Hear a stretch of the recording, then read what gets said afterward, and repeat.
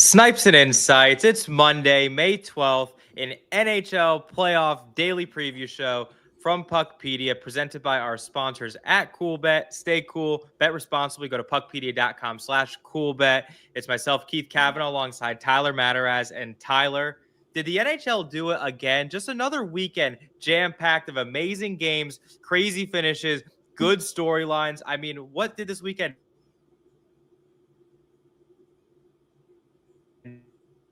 not have that the rest of the NHL playoffs have had?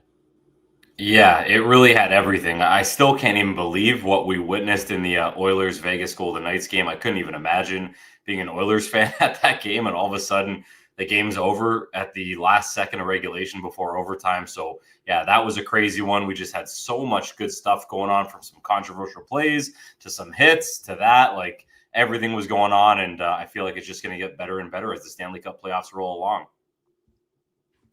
We had, amazing games, good series. Let's go into the two games that are not going to be playing tonight. Let's recap those real quick. So last night we had the Toronto Maple Leafs lose in Florida. So the Florida Panthers have evened up that series at 2 games apiece. This series is starting to get really chippy. I think neither team has given up home ice yet. It's nice, too. We have an extra day of rest between Game 5. So Game 5 now isn't until Wednesday. What were your thoughts on the Leafs game? Did the Panthers really look strong at home, or would you say that the Leafs didn't bring their A game on the road? Well, the Leafs didn't bring their A game in the first period, Keith. They took 4 minor penalties in the first period. Like, 2 of them kind of overlapped at the end of a 5-on-3. They ended up scoring, which would be the eventual game winner. So yeah, you can't take 4 minor penalties in the first period of a playoff game. So yeah, they just didn't look great. And the Panthers in the first 40 minutes looked like a complete opposite team of what we saw, especially in game 1, where they were asleep for the first 40 minutes of that game. So give credit to Paul Maurice and the Cats. Give credit to Sergei Bobrovsky, who didn't allow a goal. Woll was pretty good. So that's a good positive for the Maple Leafs going into their next game at home on Wednesday, but pretty solid game if you're a Panthers fan, for sure, to tie the series up. Yeah, I agree with you on the Wall point. He had plus 1.43 goals saved above expected. That game could have been 4-5, 6-0 if Joseph Wall wasn't a stabilizing force on the back end. So that's definitely a positive you take. Whether Stolarz can play in Game 5, I think you probably stick with Wall regardless, just because of how well he played. The series is also getting a little chippy. We had the Rodriguez got hit by Oliver Ekman-Larsson, where Rodriguez got hurt, went down the tunnel. Dmitry Kulikov gave Mitch Marner a little elbow that didn't get called. And then I think we have the Domi hit at the end of the game on Sasha Barkov. We get that going. But this was just, there's like 10 seconds left at this point. He hit him right in the numbers. Domi knew what he was doing there. He only got fined the maximum allowed by the CBA. No supplemental discipline, which is probably the right call. But, this series, like, they're starting to heat up. Tkachuk was saying to Willie, like, "You're next" in the game, to where Matthew Knies jumped over the top. He said, "What about me?" So I love how we're getting some good stuff. Sam Bennett seems to always be a guy who just gets a little shot in, and then the Maple Leafs don't really retaliate. I think we're lined up for now. We have the best of 3 series, with this series being tied 2-2. I'm excited for what this series is going to bring us in the next couple days. Well, yeah, it's been the best case scenario. No one wanted to see a 4 or 5 game series in the second round against Florida and Toronto. So thankfully, it's a 3-gamer. Maybe Tkachuk and Knies drop the mitts. Maybe Tkachuk and somebody drop the mitts. I wouldn't mind him to go after Willie Nylander, but you got to think Paul Maurice wants the Panthers to play smart hockey on the road. You don't want to do what the Maple Leafs did on the road the other night and take all those penalties. So Tkachuk, he does it in those smart kind of ways. I don't think he's going to go out of his way and take a penalty, but already excited for Wednesday night, and can't ask for more. A best of 3 here between the Panthers and the Leafs. Yeah, and last night too, like, the Leafs weren't able to get their game going because of all those penalties in the first period. Like, you're basically up against it the entire period, and then you're coming from behind after the Panthers get that early goal. To me, a couple things that really stick out too: Austin Matthews has no goals in this series. A lot of the discourse has been, what's going on with him? Is he injured? Like, why is he not playing up to his standard? My retaliation to that is he's playing really strong defensively. Like, his defensive metrics have actually been one of the best of the entire Toronto Maple Leaf forward group. So I think that that's definitely a positive. He's probably have a lingering injury, whether it's from 4 Nations or before that. He missed some games during the regular season. So that definitely plays a factor. I saw Mike Kelly too run down his shot metrics. His wrist shot from mid-range has dropped about 10 miles an hour between last season and this season. So it was 75 miles per hour on average. Now it's 65 miles per hour on average. So maybe it's a little easier for goaltenders to make the save when it's 10 miles an hour softer. And there could be, injury contributions to that as well. But he also still is a point per game in the playoffs. He has 2 goals and 8 assists, so 10 points in 10 playoff games. And 7 of those 10 points are at 5-on-5. So I'd say let's pump the brakes a little bit on Austin Matthews. Just because he isn't putting the puck in the back of the net, he's doing a lot of other things really well. Yeah, and in regards to the numbers on why his wrist shots dropped in miles per hour, it's probably something to do with the wrist injury that he was dealing with last year, and I think even going back maybe the year previous. So maybe that wrist injury came back up. We don't really know what he's dealing with, but that would kind of make sense just by the numbers dropping that drastically. I'm still on the other side where it's like you still want to see him score goals. Like he had 69 goals a couple seasons back. Like he's one of the best goal scorers in the world. And Mitch Marner is one of the best setup guys in the world. And Mitch Marner over the last couple of games has kind of gone invisible. We know we had the game winner in that one game to make it 2-0 Toronto that went off the post and in. But like other than that, Marner really hasn't been his dynamic self. So I still do want to see a lot more from arguably the 2 best players on this Maple Leafs roster. And maybe that comes at home on Wednesday night. And then to your point, too, I think Paul Maurice also agrees with you. And I think that he's starting to think that maybe William Nylander, number 88, is actually the most dynamic player on this Maple Leafs roster. If you look at how he matched up on home ice in games 3 and 4, especially last night, Maurice is matching the Barkov line with the William Nylander line and not the Austin Matthews line. He played only 1 minute 45 seconds against Austin Matthews at 5-on-5 versus 6 minutes and 30 seconds against William Nylander. And the Lundell line is matching up against the Matthews line, which in their own right is still a really strong defensive unit with Luosterainen and Marchand. But to that point, like I think that William Nylander he had a lot of, he's really good off the rush. He's making a lot of plays. He had a clean breakaway last night. Like William Nylander seems to be the guy this series that the Maple Leafs might have to rely on offensively if they want to advance in this round. Yeah, other than the goaltending when Stolarz was in, he was great. When Wall's come in, he's been great. Nylander's been their MVP. I know Pacioretty and Tavares, who have pretty much been his line mates the whole way through, have been good as well. But Nylander's so dynamic, and you might as well play Barkov against him. It's a perfect matchup for Barkov, who's so good defensively. And hey, as you said, Lundell is great defensively as well. Marchand's hard to play against. I would put them up against Matthews and Marner as well. Yeah, so we'll see that. Game 5 is set up for Wednesday. I'm excited for it. Best of 3. Chippy, exciting storylines throughout. I think that's going to be a great series wrapping up. In the other game last night, we had the Stars and the Winnipeg Jets. Dallas takes a 2-1 series lead off of who else but the Moose. Mikko Rantanen, just another spectacular game from him. His streak ended where was a factor on, I think it ended at 13 straight goals he was a factor in, but he still had 3 points yesterday. He's now factored in 17 of Dallas's last 20 goals, which is still just astronomical. He's been absolutely incredible this series. And I have nothing else to say about this guy. Like, he is so freaking good in the playoffs. People are now starting to question, was Nathan MacKinnon a Mikko Rantanen merchant? When the narrative was flipped, obviously, in the first round. That's definitely a joke, but still, I think it's funny to hear. Yeah, it is really funny because it's not true. That's for sure. Nathan MacKinnon can do it by himself. He can do it with one of the best players in the league in Rantanen, but it's been so fun to watch him. He's been the best player throughout the Stanley Cup playoff so far. He leads the way. I think he has 18 points so far in the Stanley Cup playoff, so just speaks for itself. And it's almost a good thing they got shut out on Friday night, going back a game. Because then that streak could continue at least one more game, which was nice to see for Mikko Rantanen. So fun to watch him. We'll talk about what would be the game-winning goal in that game here in a second. But like after that, for him to come back virtually on the next shift, come into the zone as he's falling, just absolutely rip one in for an insurance goal that quickly after, just shows how clutch he is. And even Nazem Kadri was saying on Twitter, Kadri doesn't tweet a lot, but he's like, you got to keep the dogs, and Mikko Rantanen is definitely a dog.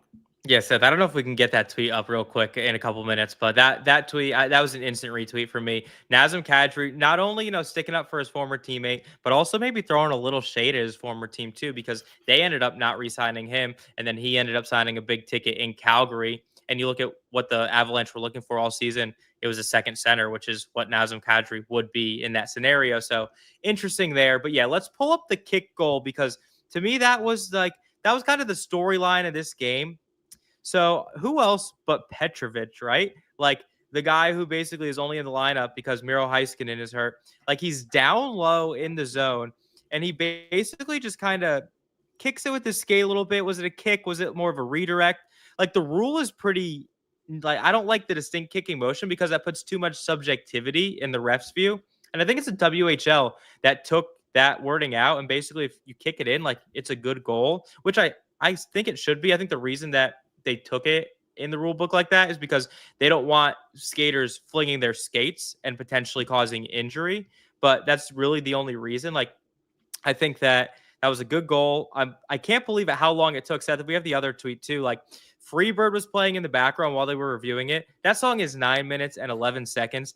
I'm pretty sure if it didn't finish, it came goddamn close to finishing. That is just, the review takes longer than a couple minutes, to me, you can't change what's on the ice. You got to go with what you call on the ice. The call stands and you move on. I get it's a playoff game. It's high leverage. There's a lot on the line here, but you can only review so much. And I understand that the refs apparently were calling for extra angles. They wanted to see all the different sides of this, but I just thought, like, go with what you call it on the ice and move on. Yeah, they might as well have played Inagata de Vita, which is a way longer song than Freebird. It still might have been going as well, but I'm with you. Like, take a few minutes to look at it. In the future, we might have to set a time limit on these, but the refs want to get it right. The Situation Room obviously wants to get it right. Like, the last call is with them, and it's a group of guys trying to figure out if it's a good goal, if it's not. So to me, was it a distinct kicking motion? Yes, it definitely was a distinct kicking motion. Did he kick it directly into the net? No, he didn't. He was kicking it back into an area where maybe one of his teammates could get a stick on it. And fortunately for Alex Petrovic, it was Connor Hellebuyck's stick who virtually propelled the puck in. As we could see right here, that's what the Situation Room wanted to use the word propelled. So it kind of overrode the fact that it was a distinct kicking motion. Connor Hellebuyck virtually had an own goal. So good for Alex Petrovic. He had one career playoff goal since then. Like, I think he scored it when he was with the Florida Panthers way back when against the Islanders. So that was a long time ago. And as you say, if Miro Heiskanen's in, Petrovic's not, he's definitely a healthy scratch. And at one point, he was like the 9th defenseman on this roster behind a Dumba, behind a Smith. All of a sudden, he's getting 6th D time. So good for Petrovic, but that went way too long, Keith. I think we got to cap these at like 2 or 3 minutes. Yeah, to your point, too, I saw Ardo Cal from ESPN had a great idea. It's a 2-minute timer. It gets displayed on the scoreboard, and you get to see a countdown. And if you get to 2 minutes and you haven't made a decision, the call on the ice stands and you move on. The whole point of the video review is to correct clear and obvious, like, misses. And so that nothing about that was clear and obvious, because you could argue all day. Like, I actually don't think it was a distinct kicking motion because it was such like a small little angle as opposed to like a full body kick. Like, to me, that's what I view as a distinct kicking motion, is like when your skate lifts on the ice and it like is in a dangerous area for players to possibly get hit. Whereas if you're just kind of, angling it a little bit, like, I think that's totally okay. And then to your point too, they had to use the wording propelled, because if it was just deflected off Hellebuyck, then that doesn't matter, and that would still be ruled for no goal, because the goalie, like, if he's defending a kicking motion goal, like, if it just hits off of him, like, that's still like a no goal. So to me, I thought there was just a lot of interesting stuff there. To go to Hellebuyck too, we got another version of road playoff Connor Hellebuyck yesterday, didn't we? Yeah, we did. But quickly, this is the problem with that rule. I think it's a distinct kicking motion. You don't. Seth might. Like, totally subjective. It's way too subjective. They got to get rid of that. I think the wording of that is awful. Like, that's not a wording that should be in a rule book, because that leaves it up to the eyes and the decisions that there's 50 people watching it. 25 could say it was a distinct kicking motion, 25 not. Yeah, we need the GMs to discuss this at the next GM meetings. Hopefully they can get to the bottom of it. There's obviously a lot to discuss, but we will get to Connor Hellebuyck because the streak continues. It's not a good streak that you want. It's a streak of losing on the road in the playoffs. Keith, I just don't know what else he can do. Like, his team had a decent performance. At one point, when Niederreiter scored, it was 2-2, and you're thinking the Jets might have a little momentum here. And then all of a sudden that goal goes in. It kind of takes the air out of everything in the game because it was such a long review. And then you blink your eyes and it's 4-2 and Mikko Rantanen scores. And then later in the game, he allows the Wyatt Johnston goal, which was not really his fault. It was like a block and then a rebound. But Connor Hellebuyck's just got to do something. I don't think we both trust him in the next game. You never could start Eric Comrie in the game. That's the problem. We've already talked about this. You don't have a capable backup who you can start over a multiple Vezina Trophy winner. So Scott Arniel's almost just stuck starting his stud on the road and just hopes he can get through that mental block. But I definitely don't trust him in the next game in Dallas. Well, I don't even know if it's on Comrie's skill set per se that you can't start him. It's more of like the reputation that Hellebuyck has as being the best goaltender in the NHL over the last 2 seasons. Like, if you're going to make a decision where you're going to bench a guy like that, it's almost unheard of, and it's not something that you could take lightly. And if there was a backup in place to do that, it would have to be one of the high-end elite backups. And if you have an elite starter like that, your team is not going to have that kind of backup on the roster. That's just not how you can construct a roster in the salary cap era of the NHL. So Connor Hellebuyck's going to be in net for game 4. And like to your point, the 5th goal, Wyatt Johnston's goal, like not really his fault. That kicking goal, like tough one, not really his fault. The Mikko Rantanen one is the second goal where he went up 4-2. Like to me, that was the one where he like was in a weird position. His stick was down, like he was low, and Rantanen just roofed it. Like that, the positioning on that was off. And I know Mikko kind of cut across, and there was a screen, so he was trying to fight around that a little bit. But to me, like that's a save that you expect Connor Hellebuyck to at least be in a better position, square to the shooter, to make that save, and he wasn't there. And I just think Winnipeg's in for it now in game 4. Like if Dallas goes up 3-1 in this series, I'm going to say it's probably all but over. I don't see Winnipeg winning 3 straight against the Stars. Yeah, me either. And there's also the thing looming where it's like, when's Miro Heiskanen coming back? Like, is Miro Heiskanen coming back in the next game? And if they do go up 3-1, is he coming back in Winnipeg when they could wrap up the series? So that's also a scary thought if you're a Jets player, if you're a Jets fan, the Miro Heiskanen return to the lineup, which could be very, very scary. So we'll see how Hellebuyck does. I hope he can get through the mental block. I hope his team can get him some run support, but we both don't trust him in Dallas, and we definitely see the Stars going up 3-1. Yeah, and the only other thing I want to talk about this game before we move into today's game was that Marchment little kind of hit on the referee here. Seth, if we get that video rolling, like this is something. So Marchment was pretty mad that the ref missed a call, and he gave him a little whack with the stick, like more of a friendly tap, like, hey, can you give me something here? But in the rule book, it's very clear that like if you initiate contact with the referee, if they end up reporting it, you get basically a minimum of 10 game suspension, if not more, depending on how egregious the contact was. The referee at the end of the game determined that he didn't think that the contact was egregious enough to warrant a report in the refs end of game ruling or whatever they do. But Marchment will not receive any supplemental discipline from this, but that's a really, really fine line. And some people thought it sets a bad precedent. Like if the ref and the player are on the same page, like that is acceptable, then I'm totally fine with moving on and not giving him, because to get him out of a playoff series, possibly the remainder of the postseason for something like that would suck. But to the refs, like if they don't have that relationship, I wouldn't be like mad at the ref if he reported that either. Yeah, there's a difference between doing that to a referee who's wearing shin pads. Most referees, I think all referees are wearing shin pads. So he doesn't even really feel that. Like it wouldn't even have shocked me if like he didn't even really know what happened. He's skating, he's following the play, and all of a sudden he gets a little love tap on his shin pad. So he might not even felt it. There's a difference between doing that and sucker punching a referee where you can get suspended 20 games, get suspended indefinitely. I know people were calling for Marchment to get suspended, especially Jets fans, because Marchment's a great player. He's a great depth piece on the Stars team. There was nothing there to me, and I'm glad the referee decided that. Well, that was two. I mean, dude, we're already 18 minutes into this, and we just got through the 2 games, which are 2 series, rather. That's just how great these NHL playoffs have been. But let's get into today's games.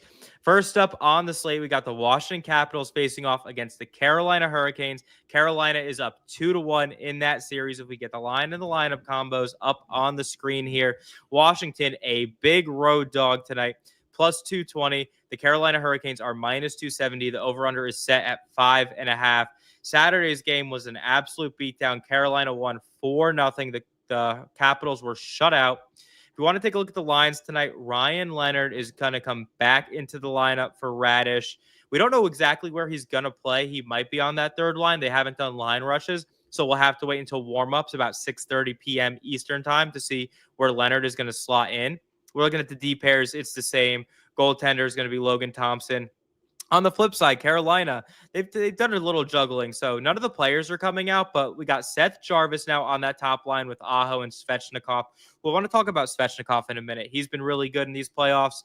And then I like the second line with Roslovic slotted between Hall and Stankoven. Like Roslovic had been a healthy scratch in the Jersey series, and then he ended up getting into the lineup because Jankowski went down. And now he's in a position where he's on the second line. He's producing offensively. He did really good in the playoffs last year for the Rangers. So a guy who's taken advantage of his opportunities. Looking at that D pairing, nothing surprising there. And Freddie Anderson coming off a shutout in net for the Hurricanes.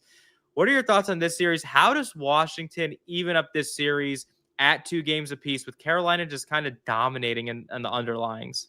Yeah, a lot going on in this series. And we said when it started, a lot of people weren't that excited about it. And it's been pretty low event hockey. I still think the games have been fairly entertaining, even though they've been low scoring. So first, on Jack Roslovic, just works out, right? Like he played some decent hockey this year. He gets back into the lineup because of an injury, and he's making the most of it, which is great to see. Always still weird. I know he was 96 before Rantanen got to Carolina, had to switch to 98 for a little. Still weird seeing him back at 96 because Rantanen wore it for like a baker's dozen amount of games or whatever it was. But good on Jack Roslovic making the most of his opportunity. Hopefully he can do something again tonight because he's playing with a couple of really good players on that second line. And to answer your question, couple of the big boys got to step up. It better be Alex Ovechkin tonight, Keith. Like plus 220. Who isn't betting the Washington Capitals tonight? You really think they're going to go down 3-1? Because if they do, like you said about the Winnipeg Jets not being able to come back against Dallas, I don't think they would be able to come back down 3-1 against this Carolina Hurricanes team. So you need a huge performance from your captain tonight, or at least just that top line with Strome and Protas, or maybe your guy Connor McMichael needs to do something, or Tom Wilson needs to continue his great series. But someone in the top 6 has to step up big time. Logan Thompson also has to have a great game, but I expect another low-scoring one, and we'll see if Washington can hopefully dominate and tie the series at 2.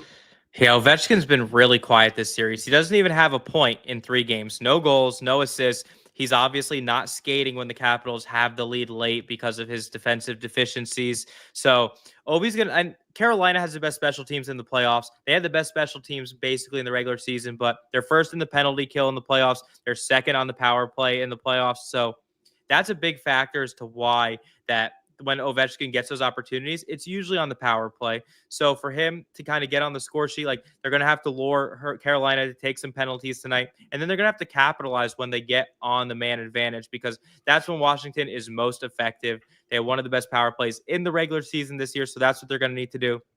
On the flip side for Carolina, keep doing what you're doing if you want to go up 3-1 in this series. I think that they've just been playing really good hockey. They're so deep that they can roll all 4 lines, no problem. They don't have to hide or shelter anyone. Aho's line can stack up against anyone on the Capitals line.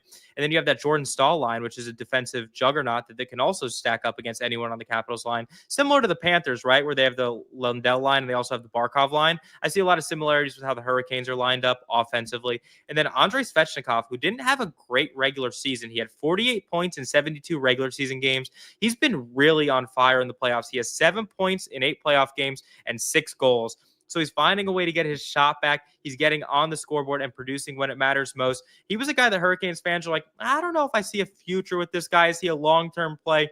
He's under team control for a good amount of time on a decent contract. I think it's like $7.8 million per season. And then in the playoffs, you're like, that's why we pay this guy all this money, because he's producing when it matters the most. So for me, the Capitals got to be Alex Ovechkin, who turns the ship tonight. Like you mentioned, Tom Wilson's also having a really strong series, and he's a guy that with Ovechkin could possibly turn this around. Same on John Carlson, too. Look at him in game 2 with a nice goal. Like maybe he can do that again tonight. But if you're the Hurricanes, too, you're not changing anything. Freddie Anderson's playing really, really strongly, and the team in front of him is not giving up a lot of good quality chances. No, and we're expecting another low-scoring series. Like you mentioned, John Carlson having that great game in game 2. I thought game 3, he was just not great. Like if you were a Caps fan, you weren't happy at the play at Carlson at all. And to your points about Svechnikov, everything you said is accurate. And it's just crazy to think back to when he first came into the league, right? I don't like the word superstar. I think you know that, but like Canes fans were like, this guy's going to be a superstar. All of a sudden, he's pulling off the Michigan. He's second overall pick. a very high pick in the draft, and all of a sudden he kind of just tapers off back down to reality a little, and we're still expecting a lot more from him. But if he's going to play like this at postseason time, Canes fans can still be really, really happy that they have number 37 in their lineup. But man, a lot's got to go right for the Washington Capitals tonight, whether it's one of the players we talked about, whether it's Logan Thompson, whether it's Ryan Leonard re-entering their lineup. Maybe he learned some stuff from eating some popcorn up in the press box and watching a lot of the veteran players. Hopefully the Washington Capitals bring their A game, because they'd be dead down 3-1 to Carolina. Yep, and like you mentioned, the cool bet odds tonight, plus 220. It's good value, it seems like, on the Washington Capitals if you're to place a wager. Go to puckpedia.com/coolbet, get in on the betting action. Should be a good one tonight. Hopefully it's a little more exciting. I know a lot of critics out there have basically said the series is very boring, very bland, the least of the four that they're looking forward to watching. So hopefully we get a little fireworks tonight, and that changes things a bit. And then let's get into the series that I think has the most explosive fireworks by a mile, I'd say, in terms of the Stanley Cup playoffs so far. It's the Vegas Golden Knights and the Edmonton Oilers.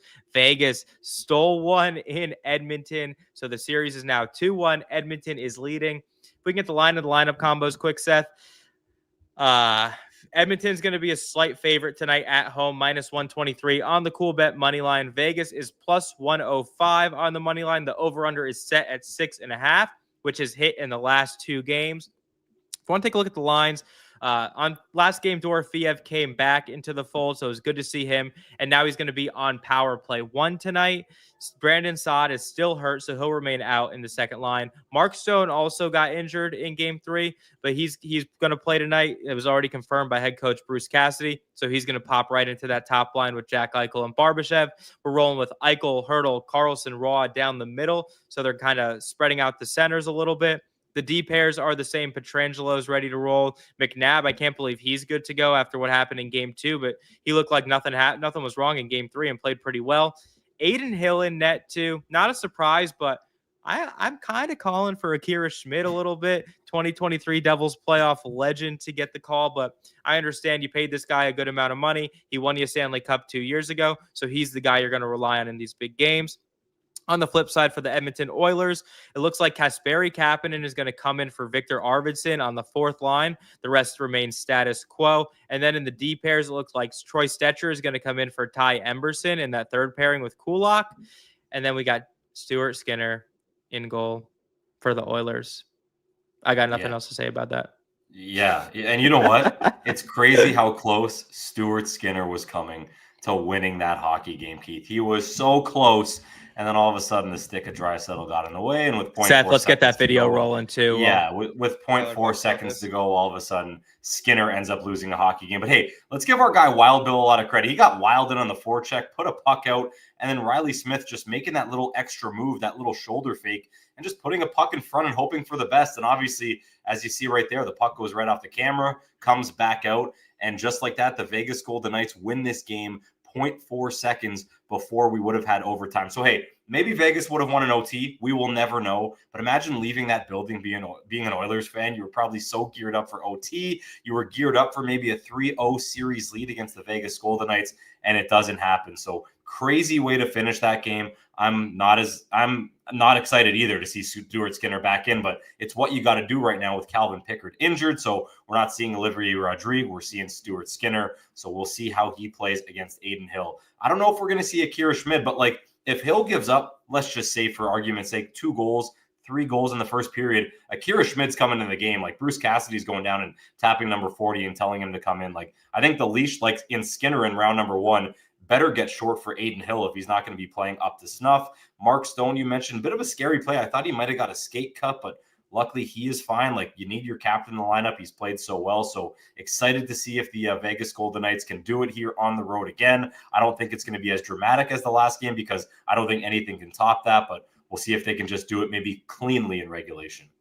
I think the stat that surprised me the most that was the third latest end to a regulation regulation Stanley Cup playoffs. There were 2 games, so 0.1 seconds, I think 3 years ago, Nazem Kadri, which I do remember him winning it in overtime, which was sick. So 0.1, and then UC Jokinen in 2009 was 0.2 seconds, and then this one was 0.4 seconds. So just unbelievable ending to that game. And there were a couple still shots of like William Karlsson with like 7 seconds outside of the blue line. There were 3 Oilers in clearly like area to stop him, somehow gets through. Then another still frame with 4 seconds where he's deep in the zone and there's 3 Oilers right around him. And then somehow he just makes the pass out and it goes to Riley Smith and he goes around Stuart Skinner. And then another still frame of just the image of the goal, Draisaitl stick, and like people are like, the goalie should generally be in this frame, or like bold strategy to pull your goalie when the game's tied at the end of regulation. So just funny stuff there. But to your point on Stuart Skinner, I have something for you that might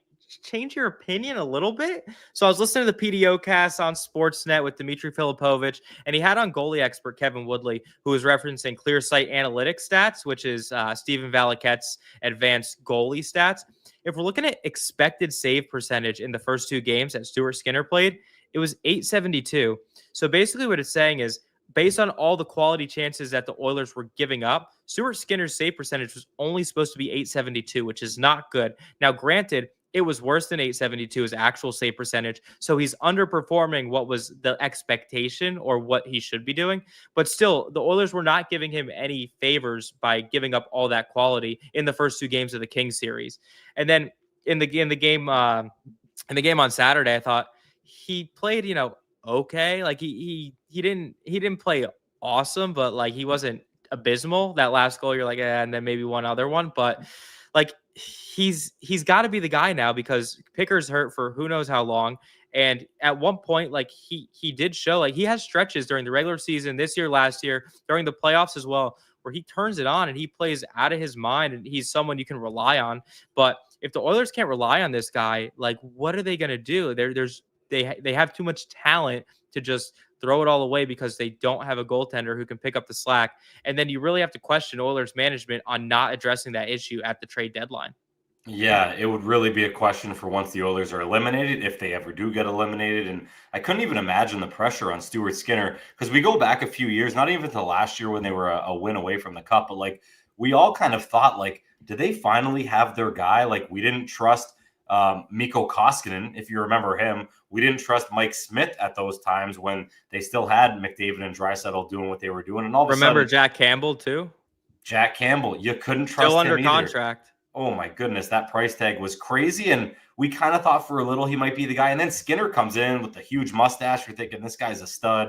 And then all of a sudden, almost like Tristan Jarry, what happened to him this year in Pittsburgh, where all of a sudden there was just like that fall from grace. It's kind of happened to Skinner. So I couldn't even imagine the pressure on this guy right now. Huge pressure tonight at home with a chance to go up 3-1. We'll see if he can respond. But man, Vegas is going to push, and wouldn't shock me if they won by multiple goals tonight.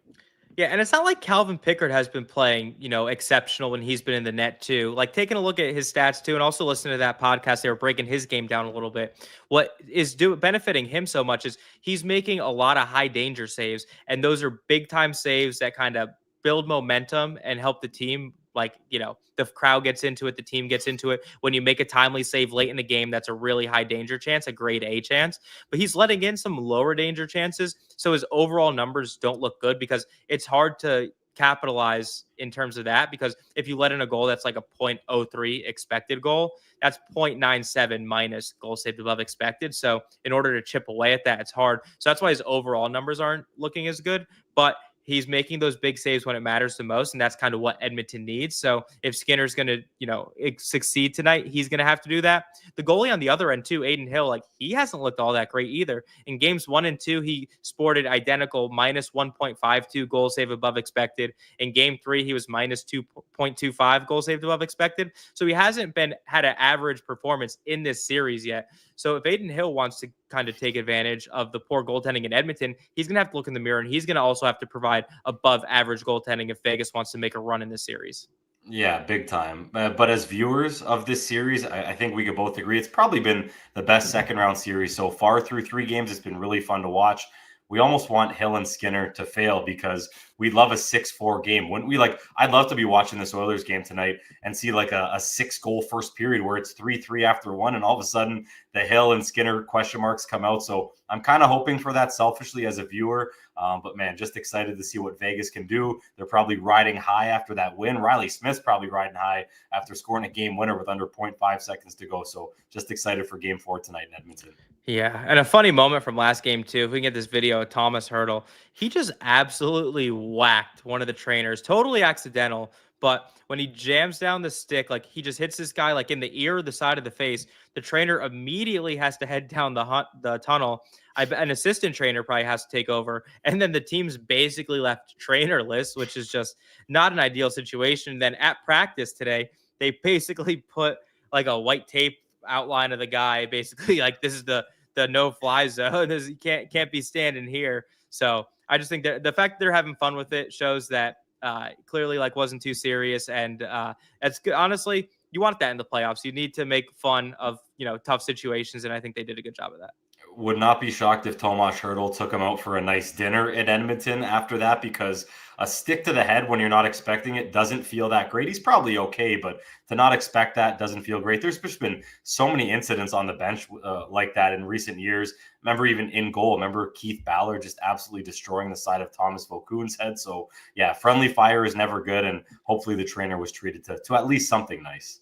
You got to hope so. And for Vegas, if they want to win tonight and if they want to even up this series, I look to their special teams to kind of make an impact. If we look at the Oilers' penalty kill percentage in the playoffs, they're second to last. They're only killing 62% of penalty kill opportunities. And Vegas is converting at 30% of their power plays, which is on the upper half of the power play in the playoffs. So to me, I look for Vegas to get on the board with power play goal. They have a lot of talent on that first unit. Mark Stone, Jack Eichel, Dorofiev's back on power play 1 now. Shea Theodore is the quarterback on the power play. So to me, I look at them to kind of make that happen tonight. And then also Darnell Nurse. He's been on the ice for 13 of Edmonton's 21 5-on-5 goals against. So if Edmonton wants to tighten up the ship a little bit, I think Darnell Nurse has to play a little sharper defensively. It seems like he's kind of diving on the ground a little bit and making those kind of plays where he's taking his body out and trying to protect the pass. So I think if he stays positioned well, I think that's going to be a big key for Edmonton tonight. Yeah, staying on your feet a little longer usually helps you out as a defenseman, but it's always tough to not go down and try to block a pass or block a shot. So yeah, Nurse probably needs to play a little better. And to your special teams point, man, Pavel Dorofeev, would just love to see him rip. Like, how many times did he rip in his office on the right side of the power play all year? He's back. He's healthy. Hopefully Pavel Dorofeev can get going tonight and help the Vegas Golden Knights even this series. Yep, well, we got 2 just great games. We ran a little long today. There was just a lot to talk about, and I'm not going to apologize if we're excited about the NHL playoffs because there's just so much good stuff coming out of this, and I think we're well-positioned for a strong Eastern Conference Finals and Stanley Cup Final. No matter who makes it out, I think we're going to have some long series here, which is great as a viewer. Hopefully we get some Game 6s and Game 7s, but tonight we got 2 Game 4s. We got Washington, Carolina, Vegas, Edmonton. I'm excited. I know Tyler's excited. Let's have a good night, everyone, and let's watch some hockey and see what happens.